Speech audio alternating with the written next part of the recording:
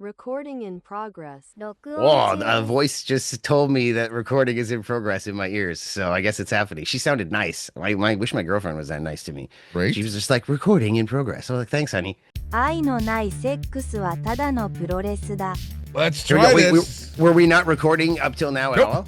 Yep. Okay. All right. Let's start again. You can probably just streamline it now that you're doing it a second time. Go. You were like, we are welcome. You know, shut the fuck up. It's Saturday. Yeah. You know what? It's been a long week. Finally! Authentic frontier gibberish. It's mind-boggling to you, yeah. Oh my god. Oh my god.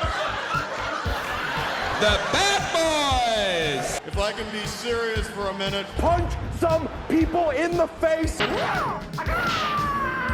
Copulating with wild women. Might need to tone it down, just... Tone down what? Oh, that's a good question. Because we are class. I don't even know who you are. And you are trash. Ladies and gentlemen, welcome once again back to the podcast. Boris is, he's having a little bit of trouble this morning, waking up, slapping himself, so I'm going to do the intro here. Although Boris is here, he matters a whole bunch, but what really matters is, of course, Scott Ainsworth is here, one of our fans that follows us. Always nice to have a fan on the show, and we are just, I guess, maybe a half hour behind the show, just ending here in Perth, Australia with Crown Jewel, and we're going to bring you a jewel of a show. And Scott, you are a jewel, you are a gem for joining us all the way from Adelaide. That's like far away from Perth. Like you're like 2 hours away, like time zone wise, from where this show is happening, even though you're in the same country. Dude, thank you so much. What is it, like 3 a.m. there? Yeah, nearly. Jeez, thanks for joining us on the show here, man. Not a problem. Yeah, by the time we're done recording this, it'll be Monday. And there is Boris. Boris, welcome once again to your show. Welcome to Boris's show, guys.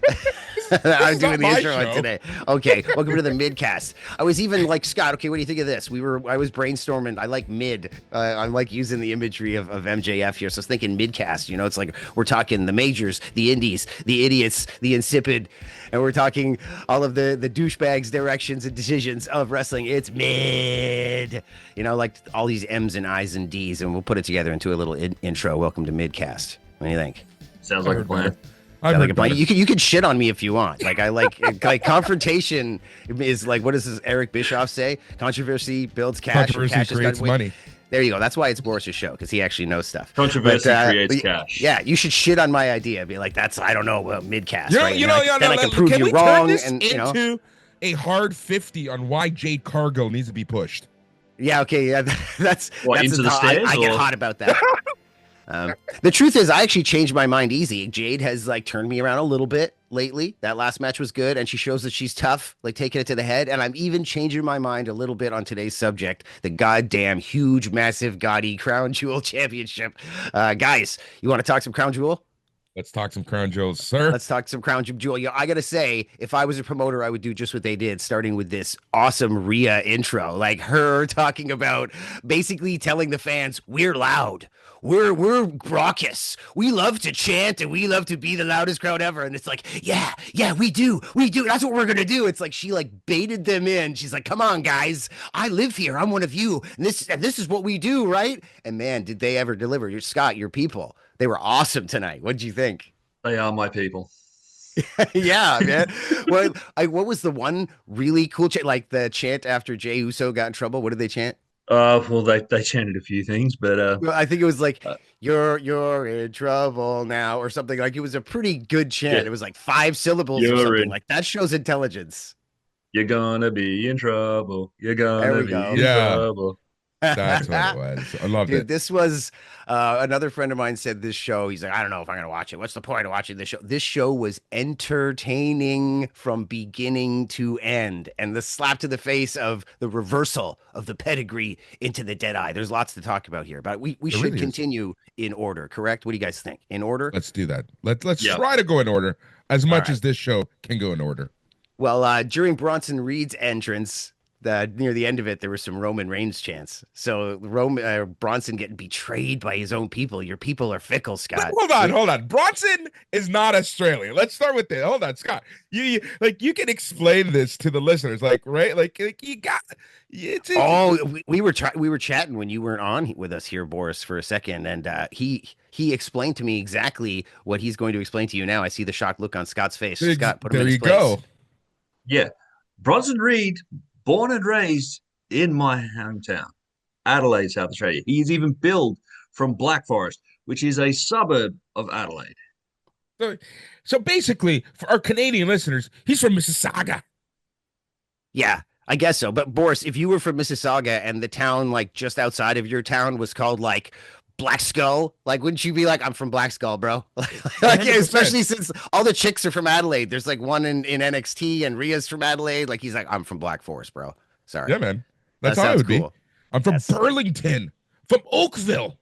Well, I was saying earlier, all the cool stars used to be from Canada, but now they're from your neck of the woods, and they're all from Adelaide, your hometown, man. Yeah, and the ones that aren't from here wish they were. Yeah, that's what the Bully Ray line. There's two kinds of wrestlers: those who were in ECW and those who wanted to be in ECW. True though.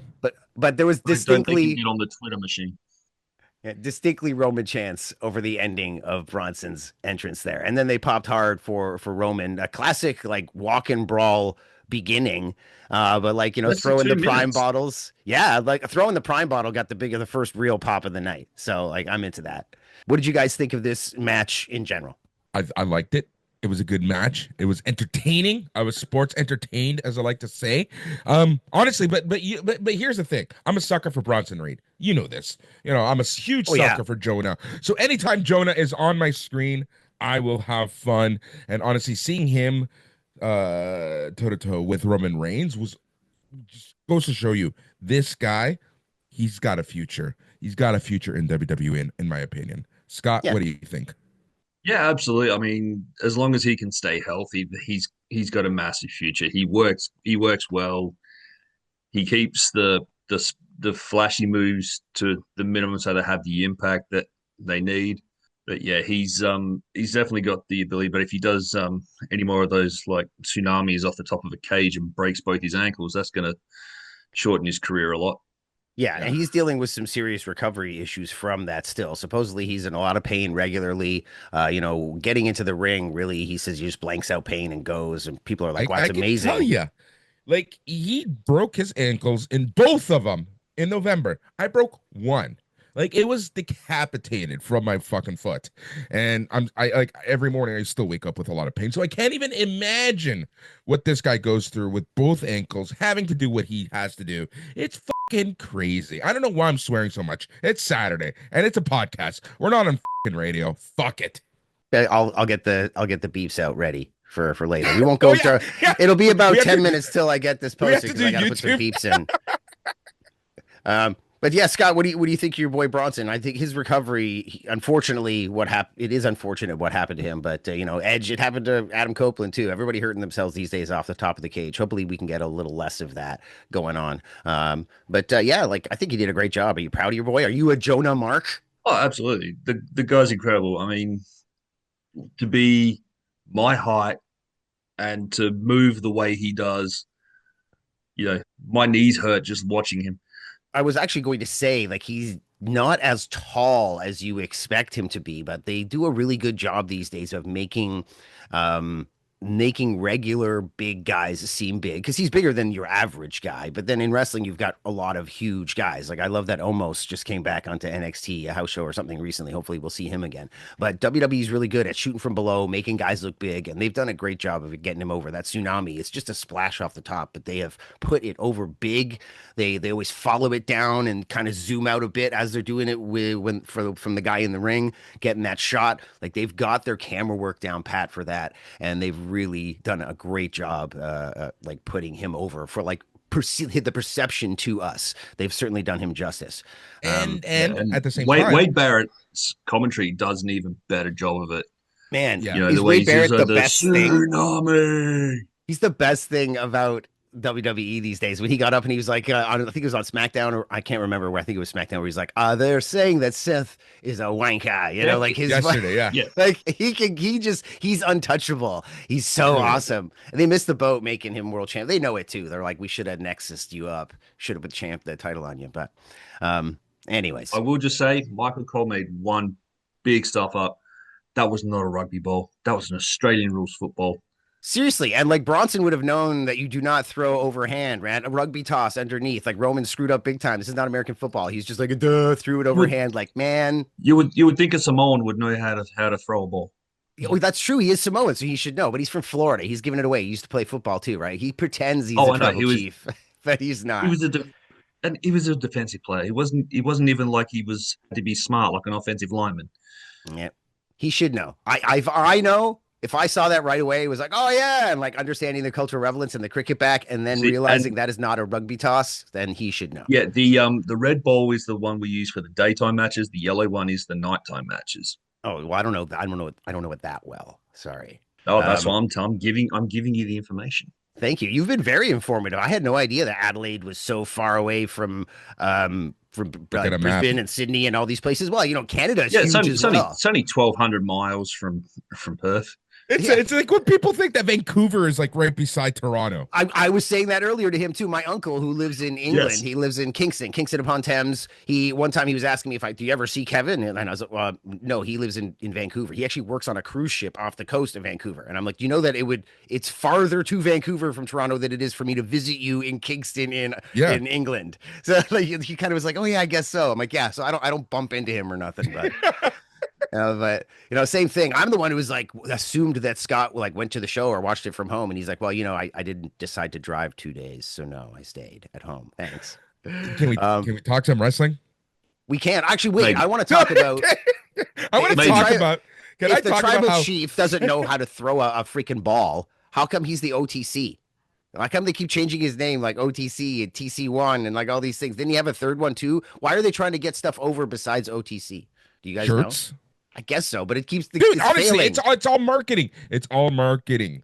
That's all it is. Fine. Having said that, yeah, I do want to talk about how protected he was. Yes, he lost the match, but it reminded me of like Undertaker '94 Royal Rumble when like how many guys did it take to beat the Undertaker? Right. That's kind of how this match felt. Yeah, I like the whole like spearing Jay by accident and blaming them at the end. Like, I love y'all, but I don't want to see you till Christmas. Like that shit's harsh, bro. Like, and I loved it was like pandemic. The shit only works when we win. Yeah, yes, I love it. It only works one way. Like with one guy in charge, there needs to be a leader. It was like pandemic times where they got the mic in the ring. Like that's what got Bloodline over was hearing them talk and Roman doing his thing. They gave us some of that tonight. It was great. It was Sammy that got them over. I did like in the match. If you want me to get out the tables, you must acknowledge me. Yes. Yeah, that was great. I'm not going to argue with you about Sammy, but I do think that the interplay between Jay and Roman and him becoming main event Jey Uso, I think that's what garnered our interest. And then, of course, Sammy was the icing on the cake. He's like really brought it all together. But that's what, made it into a storyline to begin with. Yeah. So do you think that the way that match finished is going to set up a tribal combat between Jay and Roman for Mania? I mean, that is one way you could go. I was disappointed with tribal combat before because it was nothing. They said nobody's allowed to interfere, and it was just basically a no DQ match where people interfered anyways. Like there was nothing special about it. It's like when AEW has a Texas death match and it's not a Texas death match. It's just a no DQ match. I'm just like, why? What are you guys doing? So and it's also the first time they've ever met. Yeah, I guess tribal warfare should have been something. Like they've been making this, they want us to believe that the Ulafala and all this stuff is real, and then they like drop the ball big time there, in my opinion. Even if you brought Punjabi prison, anything, give us something. Like something visual, even like when they just put like kegs around. Yeah, exactly. Yeah, like they put kegs around the ring for the like APA when they were just like having a ballroom match or whatever. Like give us something. They give us nothing for that match. It was just weird. Put some tiki torches or something. Yeah, like anything. God, make it look make the area look islandish. Yeah, exactly. But I do think that this is eventually going to set up the match between those two. I think that's eventually what the end game is going to be. Yeah, Jay has to have his villain heel arc. He's got to Lex Luthor it up. Like he's got to be the bad guy soon. Exactly, he'll be a great bad guy, especially since he's so whiny. Like, give me a break. It's like, he's a bitch. He's a little bitch. He's kind of a bitch. I love the fact that he's turning into a bigger bitch, and I'm loving that. Like, I don't know why. I just I really enjoy the storytelling with him. Having said that, something that hit me hard with this story, thinking about where the end game is going to be, it's something that we talked about on the weekend, and it's just these long-term stories. Look, I love a long-term story. I really do, but sometimes. Get to the point, guys. And that's kind of how I'm feeling about this. Yeah, we're in the ADD generation now. Yeah. Yeah, I guess so. The very slow burn booking doesn't really work anymore. They need to quicken it up a little bit, but they can't just, go, oh, look, next week, Tribal Combat. No, it's Okay, so like the Bloodline was okay that they had it go so long and they drug it out, and we wanted it to go faster, but then we didn't know what was good for us, and it kept getting better and better and better and better, and then it hit its peak. But then there's stuff like Austin Theory and Grayson Waller. Like, bro, they should have pulled the trigger on that a while ago. And there's other things, the Street Profits, like pull the trigger, dudes. Like, stop it. LA Knight has lost all of his swagger. There was a time where his music interrupted Roman Reigns' entrance, and he came out and walked right past him without batting an eyelash, and everybody lost. That's right, and they lost their freaking minds. Like, those days are gone. But then there is things like the story, like the Bloodline. You got, like, we often reference comic books here, or even like television shows. You got 16 episodes in a season. You can have an overarching storyline, like serialize this thing, but each episode can't be boring. Each episode needs to have its hero and its villain. If we have a Batman TV show that's 16 episodes, and throughout the show Batman's being manipulated by Ra's al Ghul and his warriors are being sent to Gotham, you've got your standalone episodes where he's fighting this guy and fighting that guy and whatnot. But over you realize that in the shadows, Ra's al Ghul is there manipulating everything, and by the end of the final episode of the first season, it culminates where Batman realizes what's going on and blah blah blah, and then it leaves you on your cliffhanger into the next season. Like, WWE needs to get better at doing this, and I think that's what they're trying to do, and hopefully they're going to get better at it. I don't want to just shit on them and be like, this sucks, because they certainly proved me wrong with today's show. This was an amazing show. I think the 2 year the 2 year burn is a bit too long now. I think if they can just get it to like 12 to 15 months. Yeah, maybe you're right. I thought the Cody storyline went really well with the first Mania, and then I think their hand was forced there. They were saying, listen, if we put you over too quick, it's gonna kill you because you're gonna get too much, what's not the Karen Mary Sue kind of stuff going on. It's gonna be too easy for you, and we need to get Roman past. We need to get him past 1,000 days. We want to get him up there. So we were force fed this, and then we realized that we loved it in the end run. So WWE, like I said, they need to find a balance. And you're right. If they don't do it properly, we start to say, instead of 2 years, cut it down to 15. All right, cut it down to 12. All right, give it to me faster. Give it to me faster. And I think Sami Zayn right here, perfect example. Sorry to keep talking, guys, but perfect example is Sami winning the Rumble, going to Mania, losing at Mania, starting to go a bit crazy, getting desperate, doing what they should have done with John Cena. John Cena being desperate and cheating at Mania to beat Cody. That was his heel turn. And then realizing, I'm sorry, I just, I had to, I didn't want to lose. I couldn't lose. But it's funny that you bring that up, because at Elimination, if you think about John Cena and you think about his performance at the Rumble and the match at Elimination Chamber, that's what they were hinting at. And I hate the fact that they kind of dropped that, like his desperation to get to the 17 belts, right? I think they can do it with Sami here. I think they're killing Sami with too much, like, I'm amazing. We all love Sami. I think he should be peaking at Saudi at the Rumble, and then it should be like he should kind of be arrogant. I'm going on to Rumble. I'm going to beat Seth. It's not going to be a problem. Or I'm going to beat whoever. I beat Gunther last time. Like, maybe Gunther will be champ by then. Whatever. I got this. His arrogance is his downfall. Then he gets desperate, cheats to win, gets the title soon after Mania, is all arrogant about it. Kevin Owens comes back. What's wrong with you? We've got our heel Sami run where he doesn't realize why everybody's mad at him. What are you talking about? I'm the underdog. I did it. What are you about? Like twisted logic, in his redemption next year at Rumble or Mania or something like that. Like, they could do it, but they got to slow burn it, or else we're all going to be like, F Sami. I hate that he's just winning all the time. Like, he's great and all, but like, that's freaking literally what you said. Yeah, it is. But anyways, hey, I forgot that I'm running this podcast, right? Let's get on to the next match. Anybody else got anything else to say about Roman and Bronson Reed? Go Jonah. Yeah, go Jonah. All right, well, the ladies are up next. First ever Aussie match for Steffi Vaquer. Like, pretty good. She's never traveled. I don't know if she's been there, but she certainly never worked in Australia. So that's awesome for her. Yeah, 20. I love the stats. This was the first time ever that I really enjoyed the stats on the screen. 24 wins, most in 2025, letting us know that she is a workhorse and she's doing well. Dude, does she mesmerize you guys the way she mesmerizes me? Oh, she's been mesmerizing me for years. Like, honestly, and I'm not like trying to be a creep or anything. I'm just like, her in-ring work is fucking awesome. And honestly, like she's got this aura. It's this aura that she has. And I don't know how to explain it, but there's something about her that like just stands out and says superstar. The Yeah, fact go that she Scott. sinks her moves in, that's what really sort of sets her apart. Like when you see a lot of these people when they do like a head scissors and they're fully gone past them, and then you see the person have to do a flip themselves. No, she grabs hold with her legs and actually forces them to into that move. Yeah, she's a proper luchador, and she's been in the ring every night, all the time, on the Mexican circuit with CMML. And I was telling Ron, we did a little podcast last night. I was telling Ron that you're going to see Stephanie is going to be leading this match. Tiffy is completely part of the WWE system, the WWE style. They haven't been doing a ton of house shows. She has a minimal experience in the ring, even though she's a world champion, top of the hill, WrestleMania against Charlotte, all that stuff. She's still in a lot of ways green. And Stephanie Vaquer is not. She is spot on. Not only is she naturally talented and amazing, she also has the experience. And she's worked so hard for this to the point that without even realizing it, she's come to the big leagues and realized I've been working so hard that I'm the best and it's easy.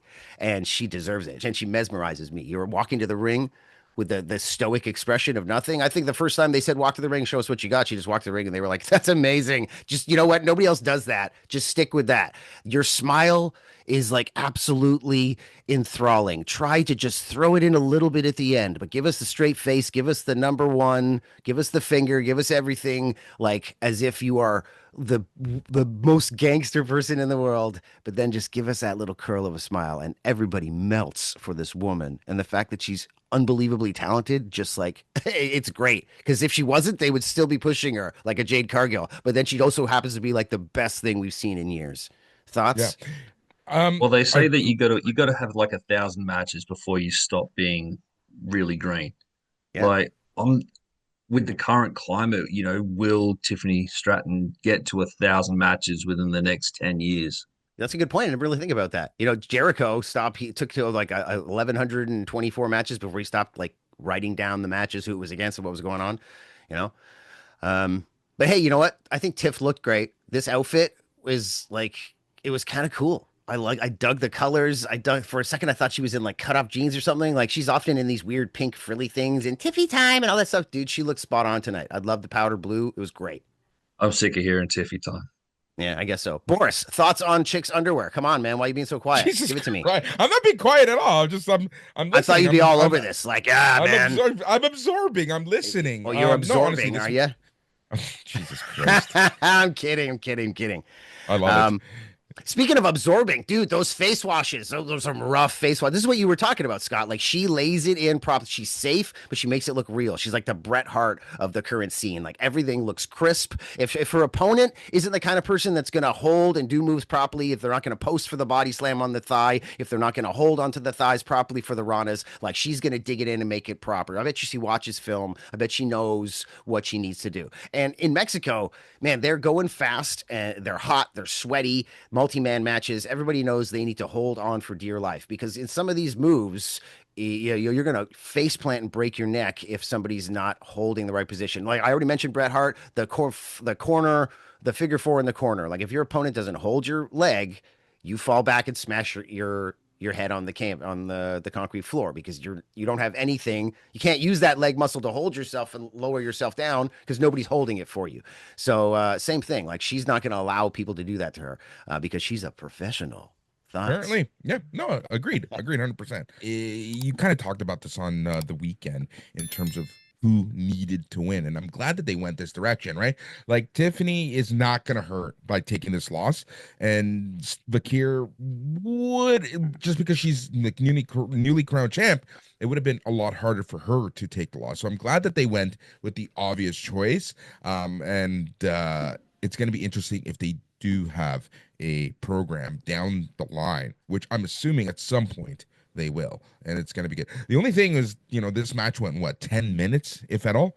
That's my one criticism is that they probably could have gone just a skosh longer. Maybe, but it just leads to sloppiness. Like I thought it was tight. I thought it was good. That's what I was going to say. But having said that, I'm the first person that yells at the top of the mountain that say not every match needs to be 40 minutes, right? I like the fact that the way the match ended, where Tiffy went for the prettiest moonsault ever, missed it, and then Steph went straight in, hit that spiral splash, and that was it, And done. I was like, whoa, I wasn't expecting. I thought it was going to go another 5 minutes. that is exactly what I was going to say. The fact that the spiral splash hit hard, let you believe, like with the high on the thighs, let you believe that it knocked the wind out of her, could get the pin. But also, these are two ladies, granted that they stay healthy, that are going to be in the main event scene of WWE for many, many years.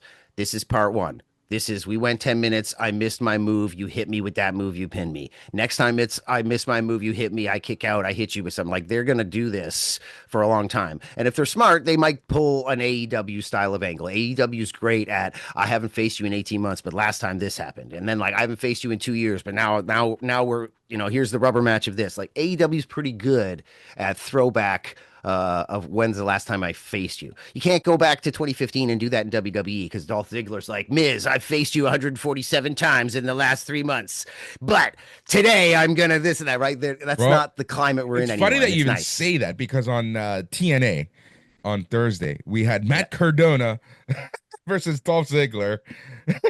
Amazing. Yes, but I love that it's Cardona. It's not Nick Nemeth. Who's Zack Ryder. Yeah, Nick Nemeth. Yes. Yeah, Nick Nemeth has never taken on Matt Cardona, bud. What are you talking about? That was a first time matchup.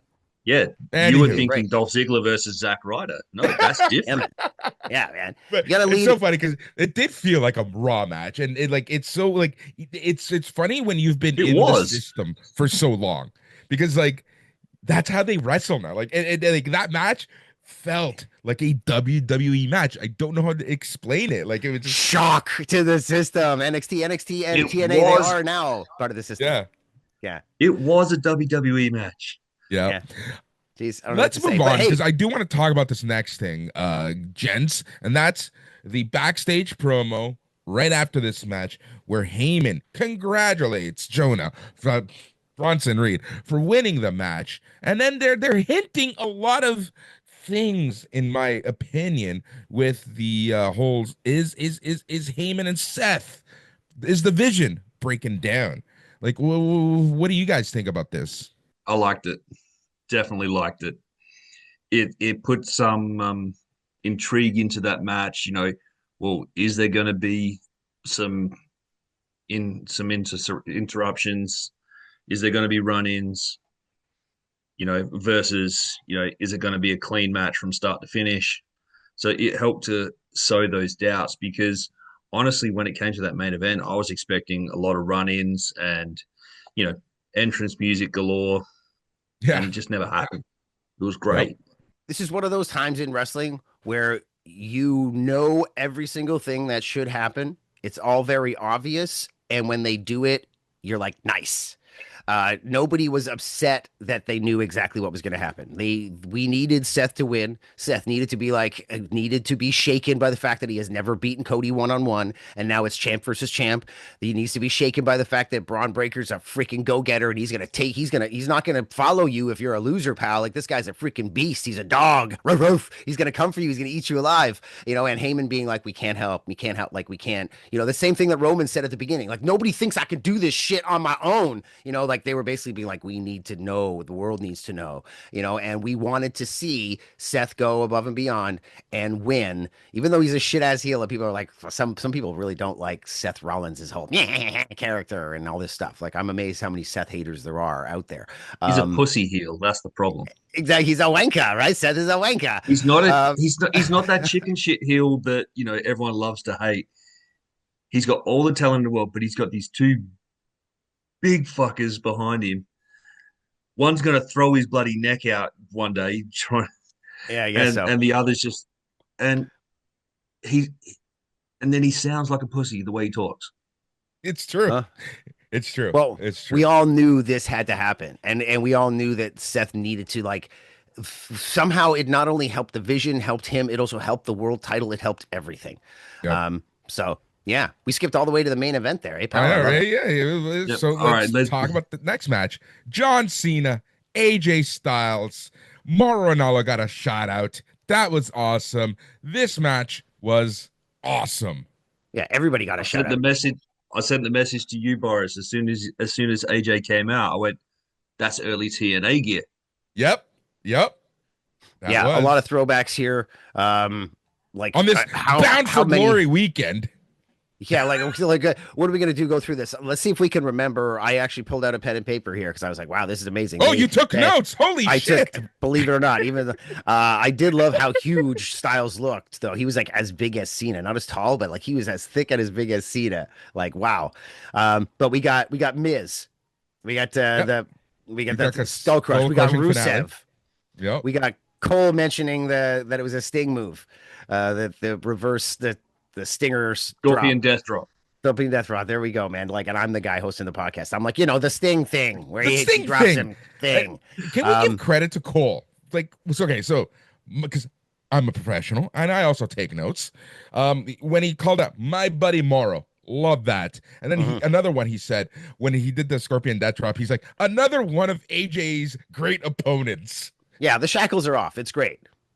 And then he stuffed up by calling the super kick the Sweet Chin Music instead of the last call. Yeah. Yeah. The only thing that AJ should have done was actually yelled out, sorry about your damn luck.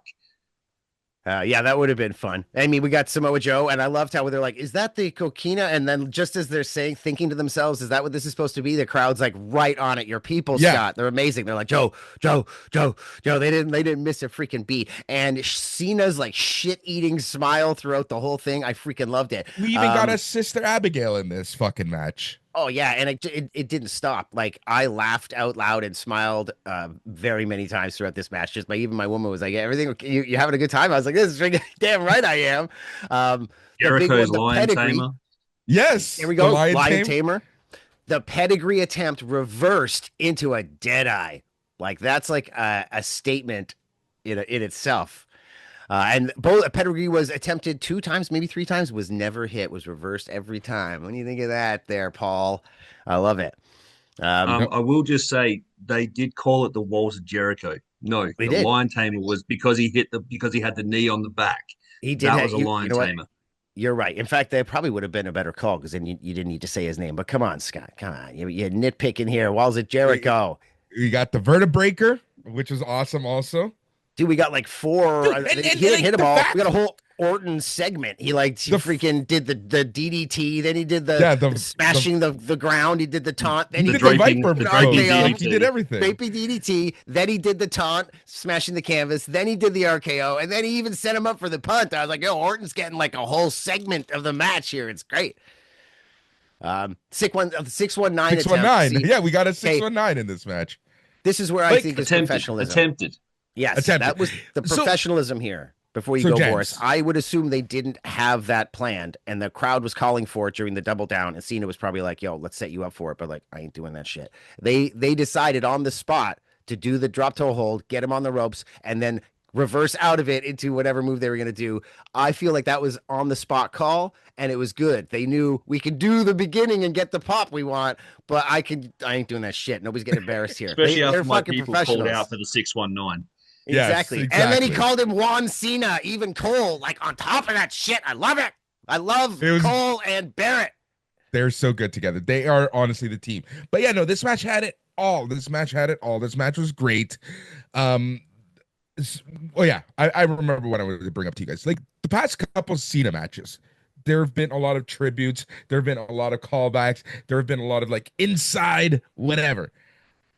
I kind of feel like this is how his run and every match should have been this year with him doing this, because the past few matches since Sami Zayn and like even before that, like I just feel like he's been, the matches are so much better with these little like Easter eggs. Yeah, I think I'm glad we got it here. You know, if you really think about it, we've gotten everything. We've gotten a heel turn. We've gotten sanctimonious. We've gotten the come back to the big pops because he's a babyface again. Now we're getting this kind of stuff. He's given it to us all. And yeah, it would have been nice to see it more often, but I'm glad they spammed us here tonight. You know, they'd always be, definitely somebody would be saying, okay, enough of this. If it was happening every match and they were peppering in 1 or 2 a match, it was nice that they just did them all here. And now we're all just like, this was great. You know, the only move we haven't really seen from Cena yet is the Batista bomb. All right. Is that a statement in itself? It's a Hollywood feud. It's a Hollywood feud. He's not going to do the Batista bomb. It's like, no. He's like, don't you know? I will just say, I sold my soul to The Rock, not Batista. I was going to say, has he done anything Rock related yet? No, that's true. Well, Seth did. I'm sorry to Yeah. cut you off. Like Seth did like a sit out rock bottom after that top rope something. Or like, dude, there's some crazy freaking moves in that last match Yeah, to like try and get the crowd Spanish, back. Yeah, the good old top rope Spanish fly. The Yep. top rope Cody like cutter or whatever, crossroads. But anyways, continue with this match. Great ending. Tombstone into the AA. Love the ending. Do you think they're going to pull the trigger and give him the Intercontinental title so he can be a Grand Slam champion? I could see He's it. got 4 matches left. I could see it even just as a way to get it off of Dominic. It's not going to hurt Dom. No, It's he's not got the gonna hurt triple. Dom. Nothing Lose hurts that Dom match. at this point. Nothing can hurt Dom. And perhaps they know it. So like, because Dom has been confirmed as his last opponent. Is that correct? Like of all time? Right.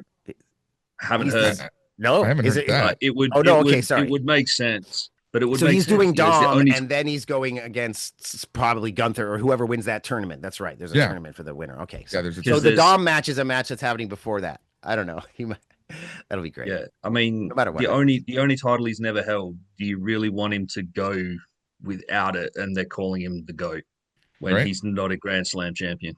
I guess so. Do you need to win the ice? Like, I don't particularly think that's necessary in any fashion. But hey, if it means something to other people, then fine. But whatever happens, that's going to be a fun match, and I don't care if he wins that title or not.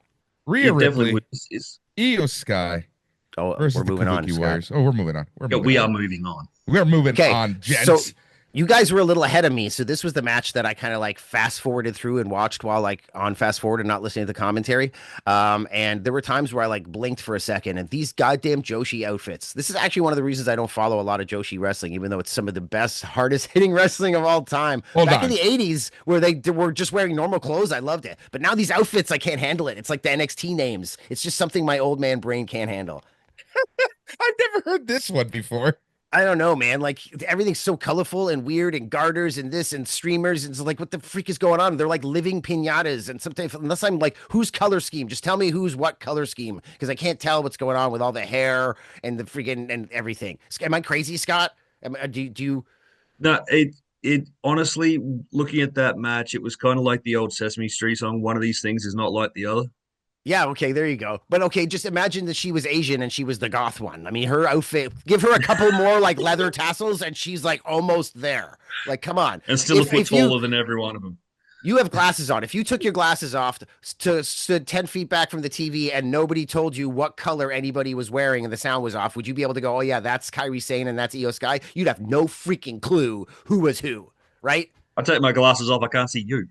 Okay, well, there you go, Bo. So, like, you don't even have to stand back. Take your glasses off, turn the sound down. Tell me which Asian Joshi wrestler this is in this WWE match. You'd be like, Kairi Sane. Be like, you're right, but that was just a guess. You'd be like, yes, it was. I'm like, okay. like, there's no way you would know. Boris is just sitting with his hand in his one face. sentence away from being canceled at this point. I guess so. Am I wrong? I don't know. Am Not I me. wrong? No, not you. Dude, you want to talk 80s Joshi wrestling, some hard hitting stuff? I will talk to you about half of the moves that we loved in ROH in the 2010s were like created in the 80s by Joshi wrestlers. Watch any Bull Nakano match from dude, Japan. they were insane. But as soon as it started to hit the late 90s and 2000s and the outfits and the garters, and like, I can't believe it started to kind of turn me off. I'm like, I can't. Like, what are they wearing? I don't want them to look like dolls and stuff. If you really want to watch, like literally, where half of the moves that we watch today, watch any war or wrestling and romance show from the early 90s. Scott, tell us, what do you think? What did you think of this match? This was your gal, right? This was the closest thing to a old school tag team match I'd seen in a long time. What do you mean by The way old school? The way they got the like Io and Rhea got the shine early, and then they got the heat on Io and just beat her down, not letting Rhea get involved, and then finally they actually generated a hot tag. Mm-hmm. And people went completely insane. When I was fast forwarding through it, I was catching that as well. That I was kind of like, okay, this is nice. Like I'm just watching them kind of like beat her down, and I was just like, okay. And then I saw the hot tag went back a little bit. I'm like, okay, here's our spot. So it was a nice match for me to have to kind of push through so that I could be here with you gentlemen and not still be finishing the pay-per-view right now. But hot crowd. I wasn't sure if I wanted Rhea and Io to go over. I thought there was a lot of potential in them. Oh, there would have been a riot. Yeah, you're right. But there's a lot of potential in pushing the confusion between them. And then like, yeah, I know. I talked about it on another video, leading into War Games and whatnot. But yeah, a very, very nice match. Very fun match. I love that the crowd was into it. It Boris. did set up the way that they made sure that Asuka made sure that Kyrie was the one that took the pin. Yes. Yeah, dude, Asuka was hot. Like, love Asuka. Same thing as with Steph Vaquer. Like, she digs it in deep. She holds on hard. Like, I have always loved Kana back in the day. It was actually, I stopped watching Joshi because that was around the time that she was getting super popular, that their outfits started to get crazier and crazier. And I was like, I can't handle the rainbow colors. So I stopped watching a bit. But when she showed up in WWE, I loved it. And she's like, man, she was like the star of this match for me, like in a lot of ways, like work-wise. I loved it. Loved seeing her back. Yeah. It was her stuff when she wasn't involved that made it really good as well. Like just the taunting that, it showed that real, I'm a prick. Yeah, she's the evil stepmother of these like gals.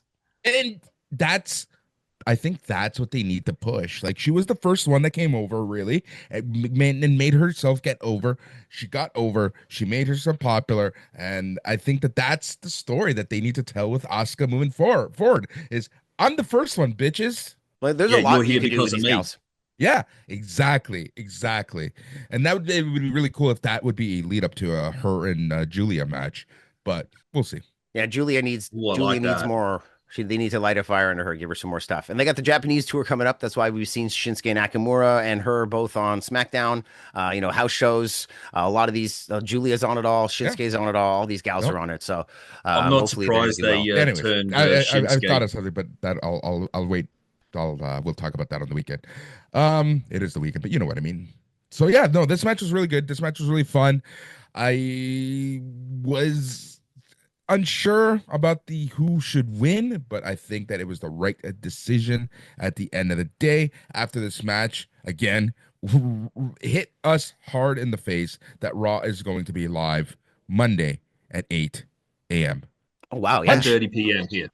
Yeah, 10:30.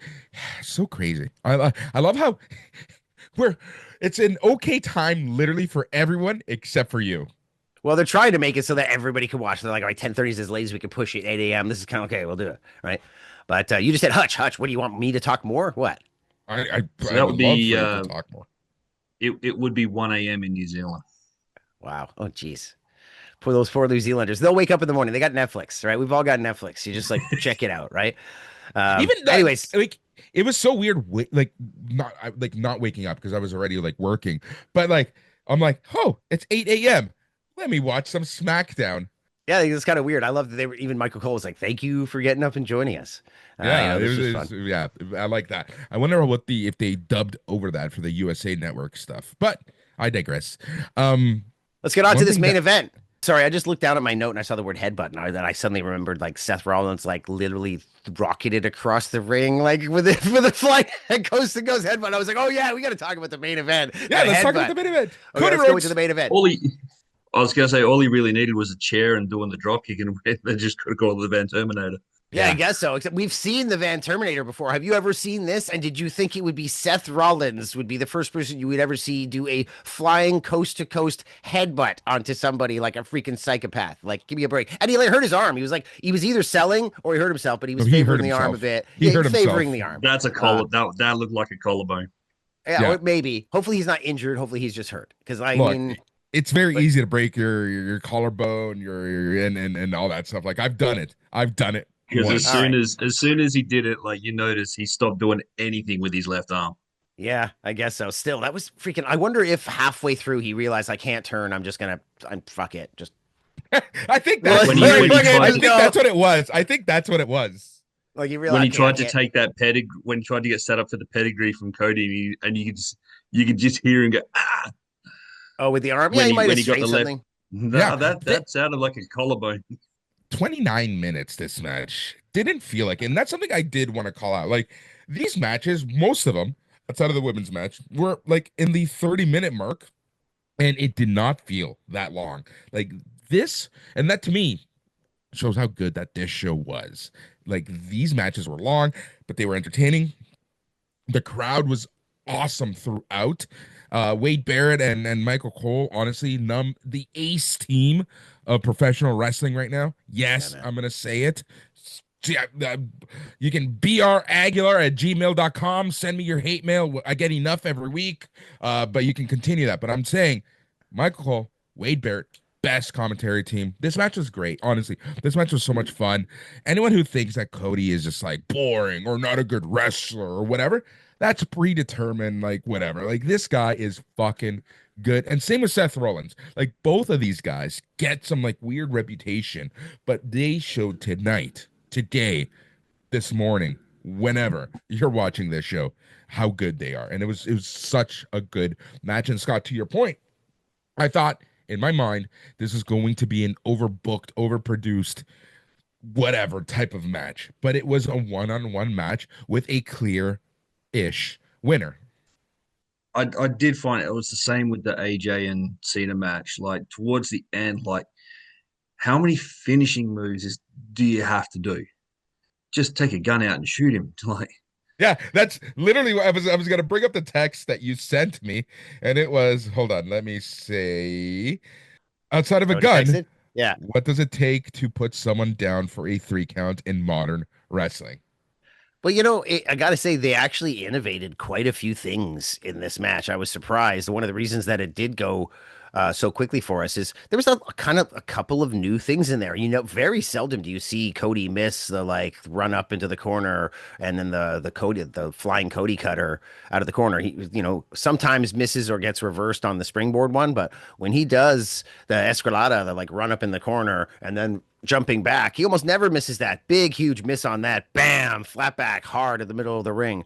You know, that flying headbutt from Seth, the Spanish fly into like this sit out rock bottom and the classic WWE like zoom out, zoom in. You're like, yes, but you know, this is the throwback show, man. We're putting moves onto guys. All right. They've even put it out there. They're going to give Stephanie Vaquer a name for the corkscrew splash. Barrett was like, we got to get a name for this thing. Corkscrew splash. So it says that mouthful. So like, it's a rock bottom, sit out rock bottom tonight, but you're correct. You're a Nagi.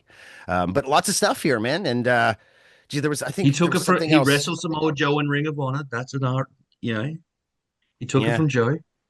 There was lots of things in this match that kept me interested at a time where I was thinking, you guys were waiting for me a little bit, and I was thinking like, should I fast forward just a little, you know, but this match made me want to keep watching. So thanks for your patience. Blame it on Seth and Cody.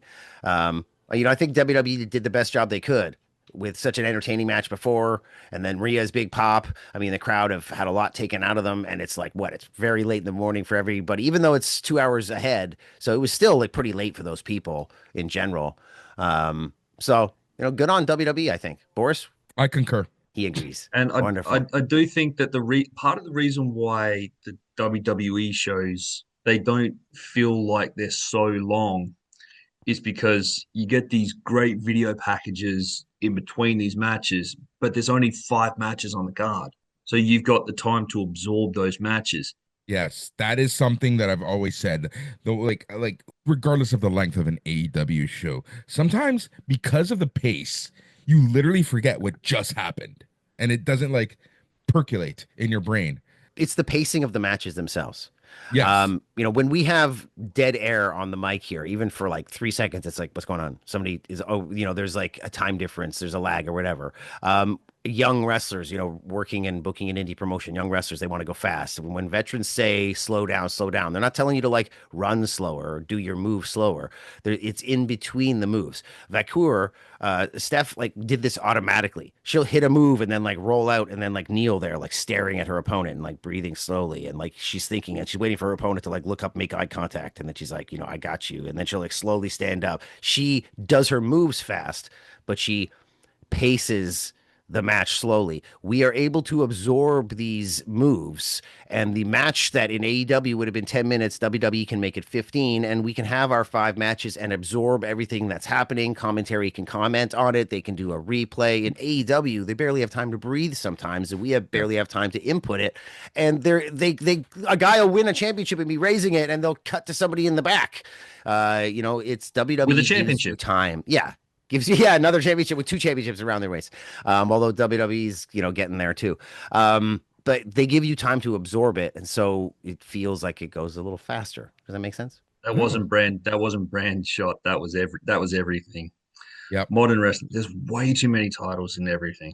Like, do we need to go, who's that? That's Sol Ruca. Oh, I've never heard of her. Well, she's got 2 belts. Oh, like it's like somebody out the other day. Well, I was saying Julia. I was telling somebody, I was like, I kind of got out of NXT for like the last year and a half. And like, well, she was there very quickly and became, okay. So she was there for like 8 months to a year, became champ. Now she's here. She's a champ. Okay. So she's had 3 titles in WWE. She's been here. What's her name again? Who's this broad? She's coming out with a title and I don't even remember who she is. I mean, I do myself because, you know, this is what I do. But I was just saying, I kind of blinked for a minute. I'm like, oh yeah, Julia. Like all I had to do was not pay attention to absolutely everything going on in the company for a little bit of time. And now you've got somebody that's a champion on one of your main brands, and I'm trying to remember what her name is. You know, there for somebody that's not involved in wrestling every single day of their lives, they're going to be like, "Who's this broad, and why does she have a champion? And who was that?" And broad you know what? backstage with the 2 that belts? perspective is something that I try to put myself in because we talk about this every day. I talk to people about wrestling each and every single day, right? So for me, it's hard to come back and think like that random one-off fan. Well, Scott, you started this. You were like, "Yeah, we'll cut backstage or someone else have a title," and I'm like, I start ranting about titles. This is what happens when you come on the show. You can't talk because I'll just start talking about what you talked about. And then it'll be cut into a YouTube at Hutch Henry's YouTube.com. Yeah, go for it. Every show's got, you know, men's and women's primary titles, secondary titles, tag titles. Like, there's just way too many titles in every organization. When makes them Mercedes less special. Has 10 titles alone. Yeah, she'll have 11. And she's going to pick up 11 in Winnipeg in a few weeks. Yeah, that's already the plan. Is that because they want her to break Dragon's record of 10 belts. Yeah, I guess so. Make a grand champion. There's all kinds of stuff they can do. Unfortunately, there was a fan online saying to the Winnipeg guys, "Hey man, don't give her the belt. She's just gonna get pregnant from Mortos," which I would, because Frank's sexy beast. The Beast is the correct name for him. Again, but he's you leave Frank the lawyer alone pregnant and just drop these belts. He is honestly like I quiver when I see him without a mask. Yeah, dude, it's amazing. Have you? Scott, I assume Scott, you have not seen the Beast Mortos without his mask. The Latino Roman Reigns. There's nothing wrong with Frank the lawyer. The dude's awesome. And he's amazing. His English is so good, but just with that slight Mexican Spanish accent, I'm just like, oh my God, I got to walk away. I'm like, yeah, okay, yeah. What yeah, Andrade wishes he could be. You're going over. Goodbye. Okay, what were we talking about again? I got to shake it off. Everybody's all like, what's with these guys? Every time they bring up Mortos, like Hutch is talking about it for like a good 5 minutes. Unbelievable. Yeah. Only problem getting back to Monet is that with a belt collector gimmick, eventually you have to lose the belts. And then what? Well, or just mail them back and call it a day. You know, maybe we'll put this roundtable out for you guys, and maybe we'll bring in a 4th guy. Like, we'll put out the subject, and everybody brings their script. What would you do with Monet? Once she's got her 11 belts, how do you make this relevant, and how do you bring justice to the belts and to the promoters, and how do you end this storyline before she gets pregnant and just drops them all off? Actually, we'll all come with our storylines, and we'll go through it. Yes, we should, and 100%, because like I want your perspective as a promoter. Would you give her a belt as a promoter right? In a heartbeat. And that's what the way you like, you know, I'll bring it up on the screen if we do any kind of a YouTube thing with this, or if I make a little short, Boris, I'll put the clip at Hutch Henry's at HUTCH.com. The Winnipeg guys are on Twitter, and guys are like, don't give her the title. All these marks are giving reasons why they don't think, and the promoter's like, yeah, I've only sold 1,600 tickets. Oh yeah, boo-hoo, she's gonna have my title. Like, giving all these reasons why, as a promoter, there is nothing wrong with this. Jody's gonna happily lose the belt. I'm happily gonna give her this title. We're happy. Like, what are you talking about? You know, he's like, my social media has not quadrupled, like centupled. He's 5 times the social media presence on all of my platforms in the last 4 or 5 weeks. People would kill for that. All I had to do was give Monet 20 grand. It's the social media world. And if you want to break through, booking her on your show and putting a belt on her, you know, as much as a fan might be like, what's that belt? Is she defending it? How does this help anybody? Trust me. The guys out in Winnipeg are like, thank you very much, ma'am. Here's your pay.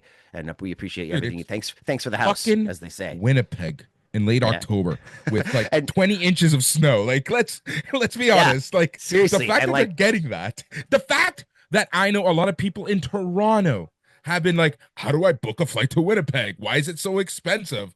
That's why. That is why. Yeah, man. And like Eric, no, Hulk Hogan did not buy Eric Bischoff a house. When they say thanks for the house, it's stuff like that. It means thanks for the money, thanks for the clout, thanks for the social media, thanks for making my fans happy, making me look like a good promoter. Thanks for doing your job. Thanks for filling this house. Thanks for the house. And that's what they're going to say to her when they hand her 20 grand next week in Winnipeg. But that's and one Monet, thing she's doing it. that's one thing that Mercedes is good at. Like, yeah, she will go around the world. She will, like, for this the whole belt collector thing that she's doing. But she is going around the world. She is wrestling in these shows. She is getting those promotions acknowledgement by putting those belts on AEW wrestling television. Denmark, Germany, Poland, England, Canada. Yeah, they're Canada. They're helping her. Canada's big though. She can get 2 or 3, and it'll still take her like 8 hours to get to the next Canada booking. Like just like Scott. He's like, okay, I got a 3-hour drive if I want to see Crown Jewel, or maybe more. 3 hour. Whatever, 8 hour, 3-day drive. Yeah. What's Winnipeg? A 24-hour drive from us? Yeah, you're right. And that's only halfway. Imagine it was Vancouver. Whew. Oof. All right. Anyways, but as a promoter, Cody loses. The name Mercedes Monet. She costs a lot of money to book her. She makes money for herself. She makes money for the promoters. She chose the right name. I thought it was cheesy at first, but that's what she's making money, making bank account. I'm trying to think of that freaking song my girlfriend listens to all the time, but that's it. She makes the money for everybody involved. She's making it rain. Yep, she is. And she, like, to finish this point, no one even heard of this promotion before 2 weeks ago or last weekend, whenever it was announced. Yeah, well, they actually haven't been around that long. I think I know. 2.5 years, and they've done really well for themselves. They are in an area where they're a little starved for wrestling right now. That is a huge wrestling town, and they've done well. They put their money into it. They've booked and promoted smartly, and they're doing really well for themselves, man. I'd love to get Monet out here, but venues, Toronto, it's hard to get venues for a good price. It's insane. And her price is huge. And the only reason Demand Lucha has been around, going all the way back to Squared Circle and even the BSE days, is we are smart with our money. We put on quality shows, but we don't blow the bank. And Monet Monet is Monet. So we're trying to work it out, but we'll see what happens. We've got 4 main promotions in Adelaide that they only put on a show once a month, but each one doesn't cross over with the other, so you can really go and watch wrestling every week. Wish that's how it was here. Here, you have certain promotions who on purposely counter program other promotions. It's crazy sometimes. Like on a particular weekend, you might have 2 shows, 3 shows at the same time here in Toronto. It's crazy. Yeah, we don't do that. We just stick to our own schedule. I was going to say, you guys have the Thursday shows, which is brilliant. We do the Thursday shows. Thursday in Parkdale, which Parkdale is hipster central. Yeah. But in general, we don't look at what other promotions are doing. There are times where how many times we've had a show the week before, the week after AEW was in town, and if we're not thinking ahead to let's book our show on the Thursday before the Friday collision and the Saturday pay. Let's get some AEW guys on the show. We do our thing without looking at others, and that keeps us clear and focused on our goals. And if things work out, there was 18 months where we were booking with C4 and sharing talent because it just happened to be C4 was working the 3rd week of the month for a good year and a half. So we would do the Thursday and they would drive out to Ottawa. They would do C4. It was working out great. But then they went back to their standard, I think, 2nd week of the month thing, and it stopped working out. We just go with the flow. We don't swim against the tide. We're not salmon. We're tuna. We PCO coming up to Man Lucha. When is it? Yeah. End of the month? Yeah, on the 30th. That's funny that I'm saying we always run the 3rd week of the month. This is the first time in a long time. We're running the last week of the month. We're doing October 30th. So we're doing our first really Lucha de los Muertos this year. Really is a Halloween show. PCO against Microman in a coffin match. Jody Threat taking on Arez for the title. And let me tell you, former Winnipeg champ Jody Threat. That is by that time. Yeah, we get about 600 PCO will wear Microman as a shoe. Yeah, dude, in a coffin match too, in a casket match. We're not supposed to say casket match. They've trademarked it over at the E, right? Cease and desist. But Jody Threat, people are gonna go nuts for Jody Threat. They always do. They blow the roof off this building, and she might have a chip on her shoulder after losing her title to Monet. She might be like, "All right, Arez, I'm the new premier champ here at the Man Lucha." And let me tell you, nobody's gonna be upset if she raises that title. People go crazy for her. You heard it here first. Yeah. At Hutch Henry's, at the Man Lucha, YouTube.com. Awesome. Scott, where can they find you? Here. right here in Adelaide. Hey, folks. Right. Exactly. You Yeah. can find me. Down under. There we like to mesmerize bulls in the middle of the road. We like to stick crocodiles in the head with knives. And we like to drink some Foster's beer because what are we? No, we do. Stereotypes. Hey, We're stereotypes. No, I love Foster's. I don't actually. you could not pay an Australian to drink that crap. To be honest with you, I don't drink like any of the standard Canadian beers. I drink none of them. I was on a plane once and I was like, I guess give me a Canadian or whatever. I was like, what the hell is this piss? And then I was on my way to the States and I got there and I was like, okay, give me a Canadian because what the hell is this piss? Like, God, the $5 like 6-packs you get at the grocery store. I'm like, what is this brand? And it just has like some weird word on it, like Stocko. Okay, Stocko beer. Okay, whatever. Bro, it's like I literally am drinking pee. Like, what is this? It's insane. It's like, and they've added sugar to it. I'm like, oh, I see. They just put a bunch of sugar into this urine, and that's why you're like, it's okay. So you get a hangover Weird. and won't It's fucking weird. remember shit. Yeah, You got to American beer's so remember, sweet. us in Adelaide, we are the only place in the world where a milk beverage outsells Coke. Really? Yes, Yeah. Milk. What's the milk beverage called? Is it milk? Farmers Union iced coffee. All right, cool. I was gonna be a milk It beverage. No. outsells Coca-Cola. Wow. Crazy. Okay. Damn. Hey, my English grandmother used to put Coca-Cola and milk together. And that was brown, like brown cow. People might say brown cow, they think it's chocolate milk, but the original brown cow back in the war times was Coca-Cola and milk together. And my grandmother gave it to me when I was younger because she used to, my mother was working. She took care of me. And yeah, it sounds gross, and it is kind of gross, but on the odd occasion I've tried it. It's not bad. It's good. Before we go, a couple injuries that I did want to bring up. Injuries really suck, but man, Kota Ibushi, most likely broken femur.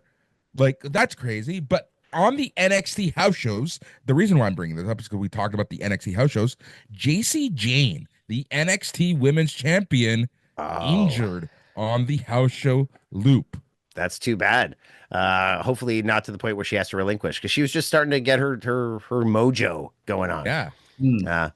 But Kota Ibushi has lost his mojo long ago, man. This guy, I don't like to use modern vernacular, and I don't like to shit on guys. I'm getting older. I'm not perfect. So when people use terms like washed and he's getting old and things, I'm like, yeah, give people a break. I can see why Seth Rollins might need an entourage. He's like, okay, I'm not flipping every night. Somebody kick this guy's ass so I don't have to flip through 5 times or whatever, land on my knee.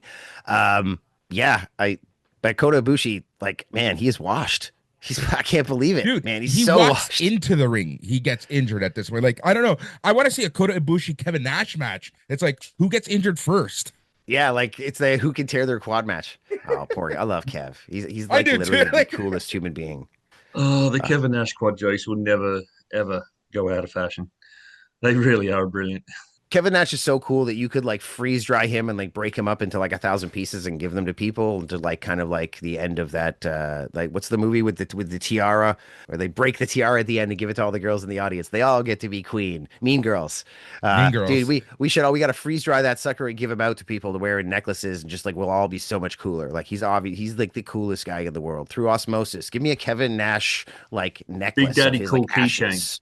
Yes, big. You will be cool. Get some of Kevin Nash's ashes in this keychain. And like his very last push for merch. The guy's making money. Nash's ashes. That's just great. like Nash's ashes, dude. You are part of the show permanently. I love this. Get your roundtable shit ready. Nash's ashes. We got to pitch this to him now. Right? Get what's his podcast guy? The video guy, Sean something. We'll contact him. Yeah. We'll, like pitch him the Nash's ashes, right, dude? Let's do this. You can be cool. You can be Big Daddy cool, and you can support the Nash Foundation, which just embezzles money in some fashion. I'm sure. Well, he needs money from the lack of residuals he's getting. So yeah, he's pissed off about that shit, and they're like, it's not our fault. It's the economy. Everything costs more. T-shirts cost more to make, so you're making less off the T-shirts. And Nash is just like, F you. Where's my NWO T-shirt money? Like Hulk and Scott aren't even around anymore. I should be getting a bigger percentage. Like who's getting that shit? Their estate. Right? What a bunch of crap. Right? He's like, that's why I have the Kevin Nash Foundation. I embezzle properly. Nash's ashes. Get him now. Oh, amazing. I gotta say, he's gonna click on this, and you. Yeah, he's gonna click. Hopefully. Before we go, I wanted to make a joke way earlier, and I'm gonna make it to end off the podcast. We were talking about Jey Uso being like a bit of a whitey bitch, and like again, somebody out there needs to make a meme or something that takes the guy from San Andreas, GTA San Andreas, like gangster, and like put that with a Jey Uso picture or something. Like just show him looking all nonplussed and like you can see this midweek. on youtube.com at Yeah, Hutch Henry's. All right, Scott, thanks for joining us. Guys, leave your comments. Let us know what you thought of our opinions and what you thought of the show in general. Boris, I guess they're going to catch us on on the radio on Monday, right? KPHR? Possibly. It is a holiday on Monday, so we can take the week off if we want. But we can do this again on Monday, right? We can watch Raw and then talk right while that's what I was going to say. My girl loves it. She loves that I woke up early, watched wrestling, and I'm doing a podcast. She's like ecstatic about it. Let me tell you. I'll be like, we're doing this again Monday. She'll be like, great. I'm so happy. All right, Scott. Thanks a lot for joining us. You like this? You happy? Absolutely. I'm going to go ahead and get some sleep. You gotta fight for go get some sleep. You got to fight for mic time. I expect that once you're well rested, you're going to come back with a little more aggression. You're going to be like, just talk right over me, man. It's the only way you're going to get an opinion in. I love it. Jade Cargill for the win. Yeah, seriously. And poor JC Jane and poor Kota Ibushi. Was there anybody else? Was it just the two? Yeah, those are the two notable this week that happened. This week. We got all the way till Monday, the Perth loop. By the end of the Perth loop, we'll see who else is injured, right? We'll have our 4 days. Don't forget Melbourne on Wednesday. Melbourne on Wednesday. Yeah, they have house shows. And then next week, 2 weeks then they're from off now, to they have Japan. And they're off to Japan. Yeah, dude, they're not coming back for a while. They've split the roster. There's still a bunch of guys back here, I'm sure. But this will be fun. Although Cena was like, oh, this is my last match abroad. He's heading back to the States. All right. Fuck. All right. Well, we'll see you guys on Monday, I guess. Or I'll see you on Monday. And hopefully I'll talk to you again soon, Scott. Thanks for joining us here on the pod, everybody. Take care. All right. Thank you. YouTube.com at Hutch Henry. Yes, thank you. Thank you, Boris. I love it.